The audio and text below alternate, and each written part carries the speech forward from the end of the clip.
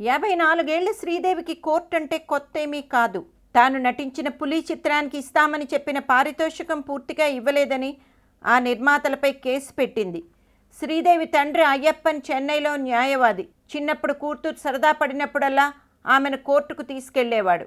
అయ్యప్పన్కి 2 భార్యలు. మొదటి భార్యకి 2 మగపిల్లలు. అప్పట్లో శ్రీదేవి తల్లి రాజేశ్వరి సినిమా పిచ్చితో నెల్లూరు నుంచి చెన్నైకి చేరుకుని సినిమాలో చిన్న చిన్న వేషాలు వేసేవారు. ఆమెకు అయ్యప్పన్తో పరిచయమైంది.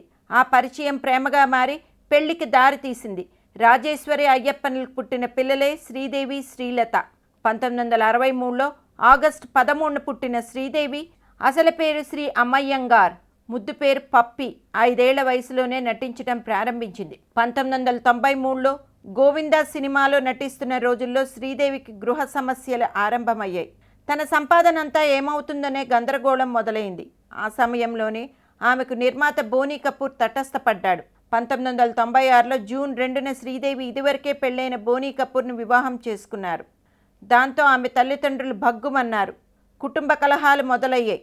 తల్లి రాజేశ్వరికి బ్రెయిన్ ట్యూమర్ వచ్చి ఆపరేషన్ పొరపాటుగా జరగడం వల్ల ఆమె చనిపోయింది. ఆస్తి వ్యవహారాలన్నీ చిందరవందర అయ్యాయి.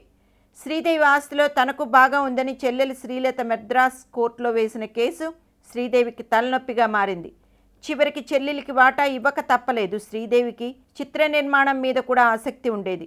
నిర్మాతగా తన తల్లి పేరు వేసి తన సమర్పణతో ఒక సినిమా కూడా ప్రారంభించింది. చిత్రం పేరు వజ్రాల దొంగ. హీరో చిరంజీవి. అప్పటి తమిళనాడు ముఖ్యమంత్రి ఎంజీఆర్ చేతుల మీదుగా ఏవిఎన్ స్టూడియోలో సినిమా ప్రారంభమైంది. ఒక పాట చిత్రీకరణ జరిగింది. మళ్ళీ ఏం తగాదాలా జరిగాయో కానీ ఆ చిత్రం అక్కడితో ఆగిపోయింది. ఇలా సమస్యలు ఎదుర్కోవడం మొదటి నుంచి శ్రీదేవికి అలవాటైపోయింది పాపం అంటున్నారు ఇండస్ట్రీ వర్గం వాళ్ళు.